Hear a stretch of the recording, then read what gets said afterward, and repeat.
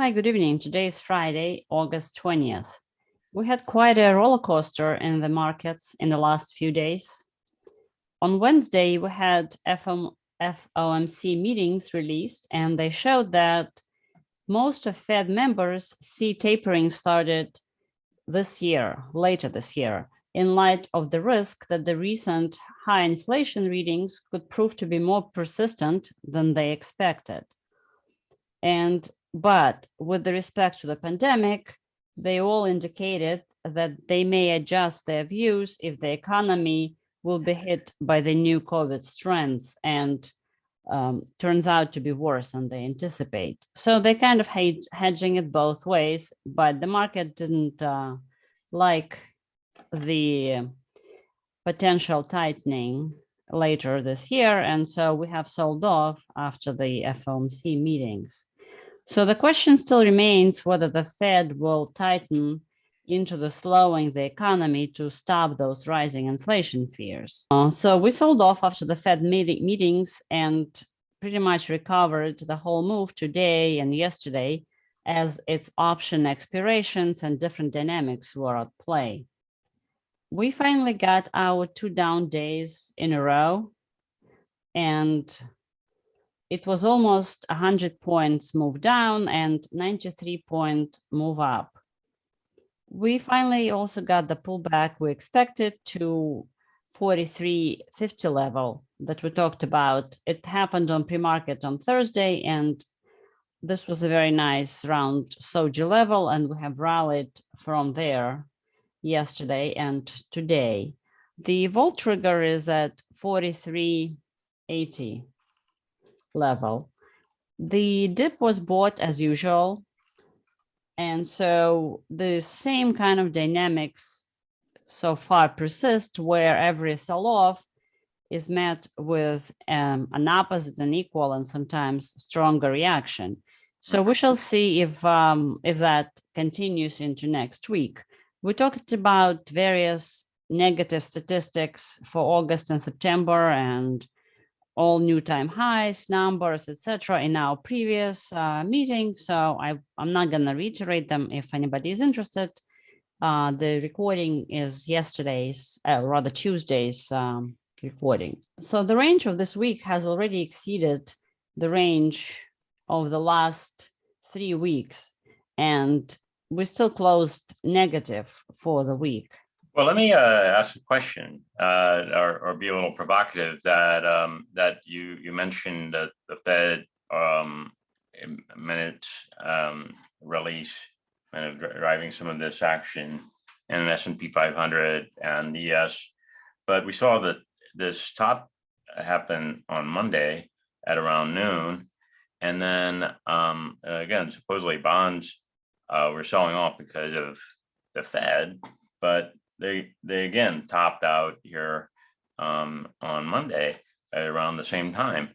And what I'm wondering is if the real trigger for this mini sell-off was the way that things happened in Afghanistan. It was almost like a miniature crisis of confidence in a way, like, well, that just seemed really disorganized and people falling off of planes and things like that.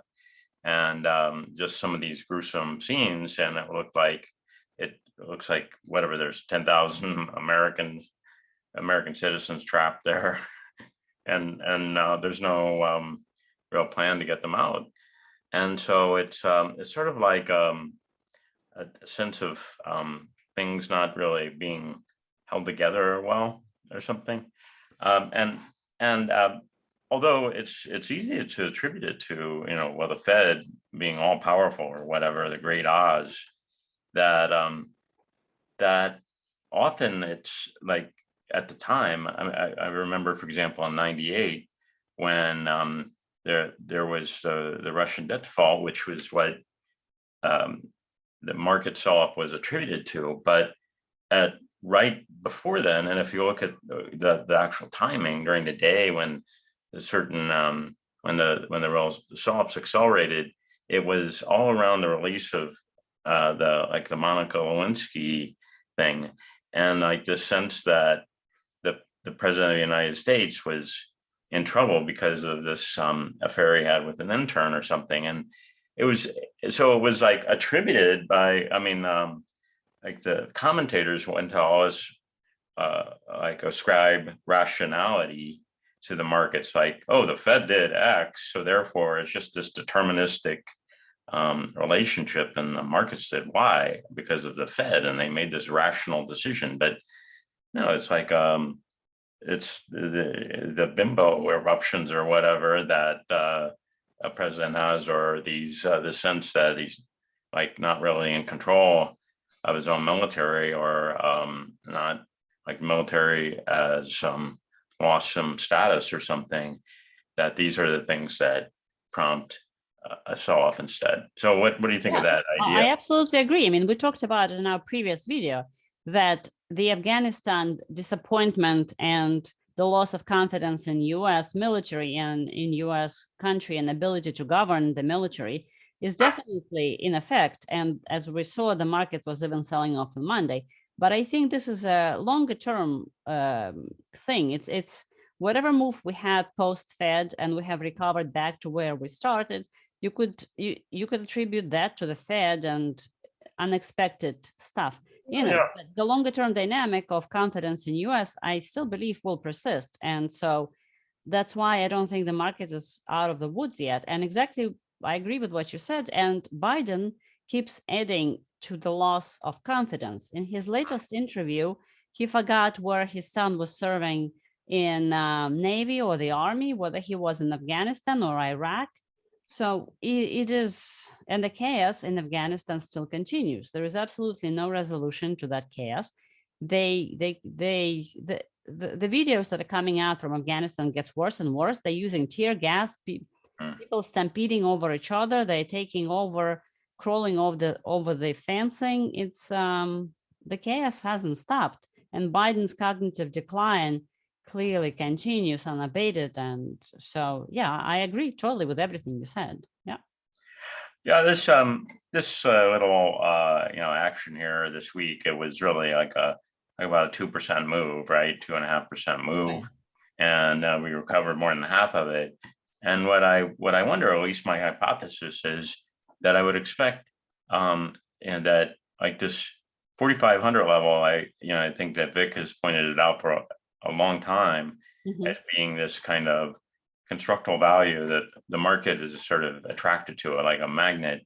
But I think that it could very well tag it here in the next few weeks, but there will be like at the same time like these events that like just coincidentally happen at the same time that the market is hitting these constructal values, and it's like that's always like seems like a coincidence. Wow. And then out of the blue, X happened. Well, it's not out of the blue. It's like the same social dynamics that are driving the market are also driving, or the underlying social dynamics driving this, like these mistakes on the part of the Biden administration. And right.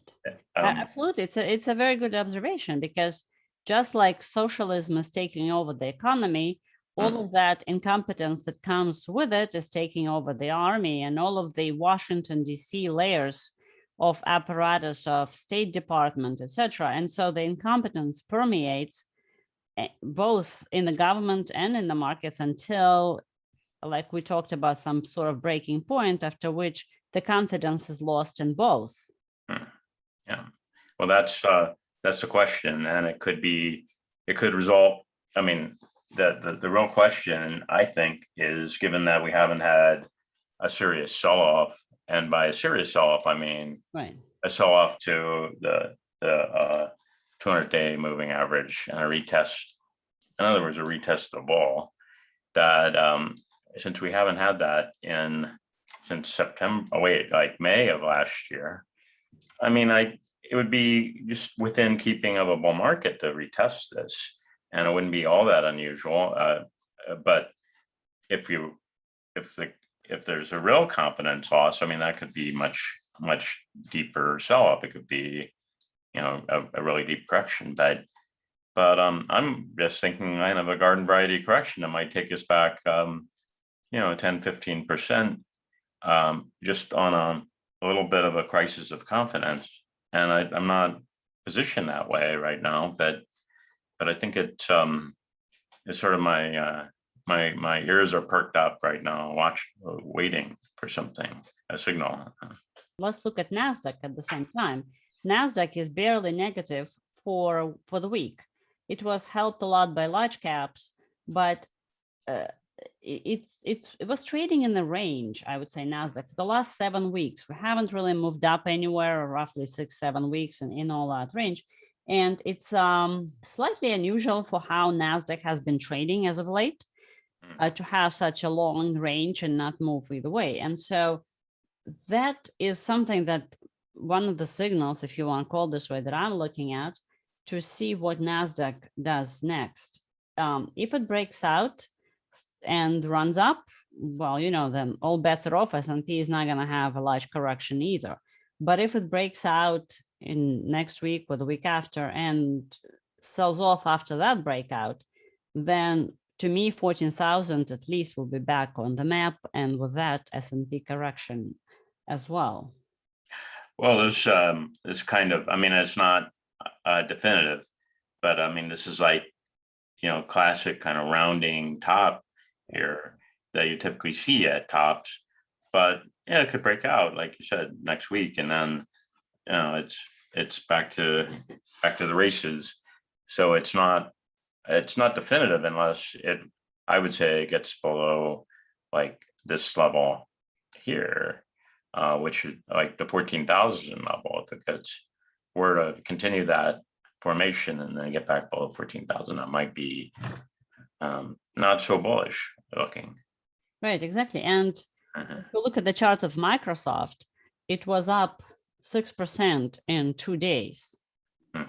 And this is one of the examples of how large caps keep Nasdaq moving up, or at least not falling. And what happened with Microsoft? It's a very large and established company. So for it to move 6% in 2 days, it's quite an event.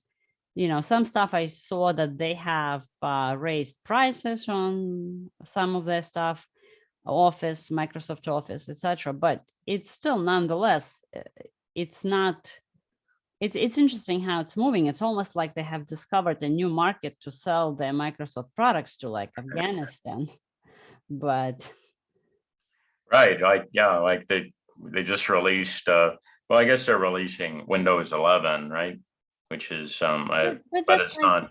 It's like Windows 11. It's not Windows 1.0. I don't. It's like iPhone. Every time it comes in, oh yeah, newer and better camera.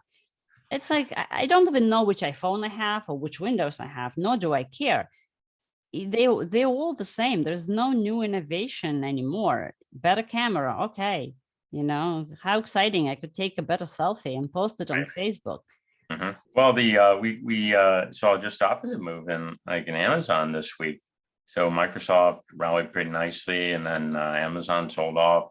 Apple kind of hanging along with the rest of Nasdaq, as did Google. So it was really a Microsoft move more than anything, and like the rest of Nasdaq looked a little bit more like Apple, right? Right. And Apple also seems same story. Lots of large caps in Nasdaq have run up a lot, and so how long can they continue doing this? Google, same thing. Big extended moves here that it either continues or it corrects for a lot, right? Well, and then you had the also really big moves this week, and I'm looking at weekly charts. Actually, a pullback this week, but big moves today, and Novavax and Moderna, and I think Pfizer moved pretty nicely too, if I'm not mistaken. It's all this conflicting information. On one hand, everybody wants to have 3 shots now, and so the revenue for them, it's increasing. But on the other hand, there's more and more data again this week for Moderna, for example. The side effects are 2.5 times worse of heart inflammation than they originally expected. So on one hand, more revenue for them. On the other hand, people are becoming more and more concerned about the side effects. Right. So people asking questions, well, if they were wrong about this, what else are they wrong about? First, they said that those plastic barriers provide some security against COVID. Now, even New York Times is questioning and saying that plastic barriers that they have installed everywhere provide a false sense of security and actually could make things worse because the air is being boxed in and not circulating. And same thing goes for masks. So, well, if they're wrong about this, that, and the other, what is next? Mhm. And also, New York City is now not only requiring vaccine passports, they also want you to have an ID. So now I have to have an ID to eat out, but I don't have to have an ID to vote. So the rules in this country are becoming more and more confusing to me. And of course, de Blasio is now being sued by small businesses in New York City for this requirements because they claim it's rightfully so that it makes it very burdensome for them to follow all of those very detailed and intrusive and invasive rules. Right. It's I was just in the city having dinner last night, and we sat outside, so we didn't need to be tested for that, or they didn't ask us. But yeah, it's a changed place from where it was a couple of years ago. Right. And from the reports that I hear on the ground in New York City is that most of the large and corporate places, they do require for that to dine indoors, bars, etc. But the small businesses, small bars, they're still kind of, not really, you don't have to, because the final enforcement date is, I think, September 13th or something like that. Well, yeah, supposedly every place is supposed to check your status, and you have to show proof of your status if you dine indoors, but outdoors. But now in the city, virtually every restaurant has this kind of jury-built shack that is sitting in the street in front of the restaurant. And so most of the streets that used to be parking, along the streets, like the cross streets, and because most of the streets, the numbered streets in the city are one way, right? And a few exceptions, but most of them are one way. And so now this is taking away a huge amount of parking, and because people would park along and generally one lane or whatever, and now it's one lane and there's no parking in the city. So it's it's really but there's all these dining shacks that are they're even heated for the winter and things like that. It's and there are even like 2-story shacks that some restaurants have built. Wow. Like they have a deck and a lower level. They may not have glass windows, but they at least have like windows, plastic windows, or even insulated windows.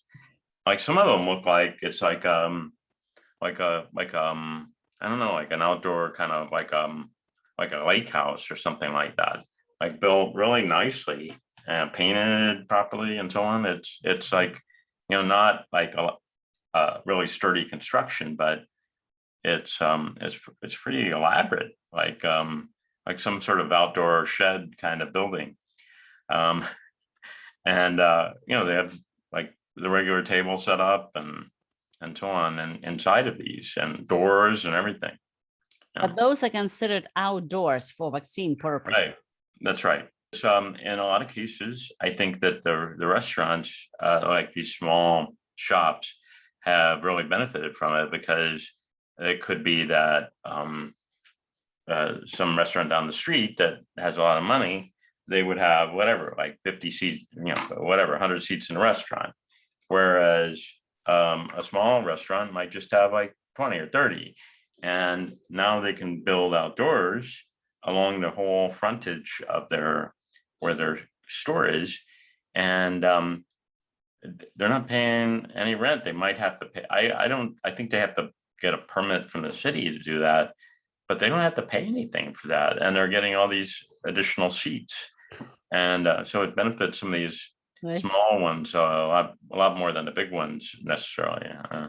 Interesting. But the big ones have really big spaces. Like there will be like multiple rows of tables in them. I mean, really, really big structures. It's really surprising to see.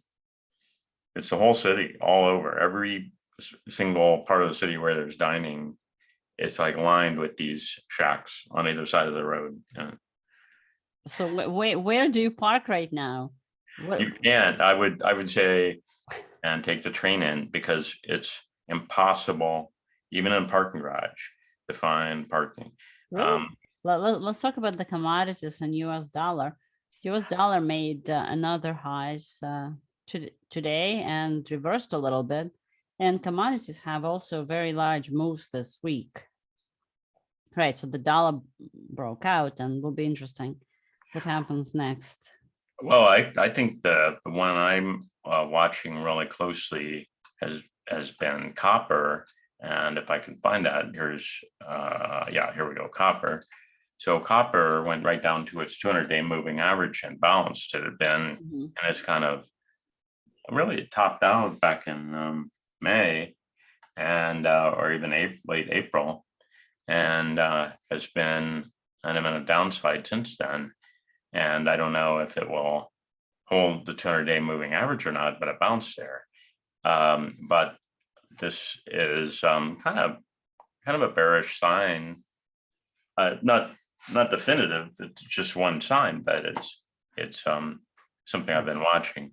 But then crude has really been tanking, and it didn't top out until June, right? But it's really been tanking and moved down over 2.5% today. So energy stocks have just been creamed this last several weeks. Right, soybeans and corn also sold off. Yep. So perhaps they're all finally pricing in the slowdown in the economy that various indicators were showing. And maybe the inflation, at least the rate of the inflation, is going to moderate. But obviously the prices are going to stay at the levels that we already have after this increased inflation. But perhaps the rate of increase is going to slow down at least a bit. Yeah, we've seen lumber continue to slide. That was the star commodity going into May or late April, and big blow off top, and then just a slide since then. And it's now pretty much at a lower, at the not too far above where it was at the depth of the COVID panic. So it's really odd to see this. This is not a positive indicator for the economy to see this and copper both sliding. Right, these are the big construction commodities, and of course oil too, which even in light of some of the supply constraints that have been self-imposed by the U.S. not really supporting fracking any longer, and so on. So interesting to see.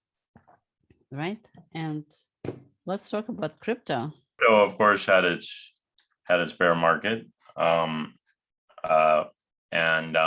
from April and Bitcoin, and it's just broke out today really nicely. The 48,000 level was a level where it had just run into a lot of resistance, tried to trade up above it several days in a row and couldn't. And today it broke out. Now, whether it holds this or not is a big question, but I think it could rally up to the low 50s from here easily. Yeah. And that's where I think it's an important level. It's kind of a constructive level for Bitcoin, I think, because that's the level that it corresponds with $1 trillion market cap. And so like about 52,000.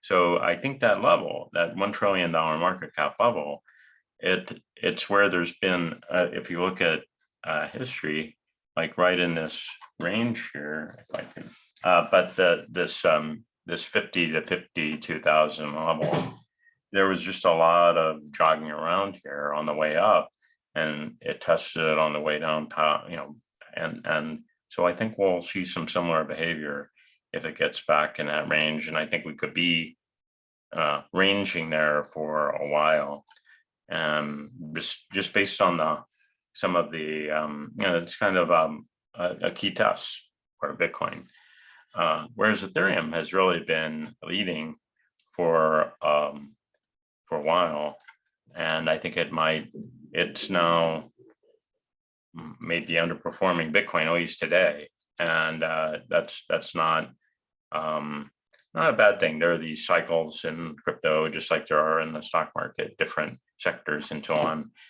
And but I think we could see a bit of a pullback in this ratio, as well as some of the other ratios, which is what we're seeing today across the board, and Bitcoin leading a bit, being the leader, which it really hasn't been for several months.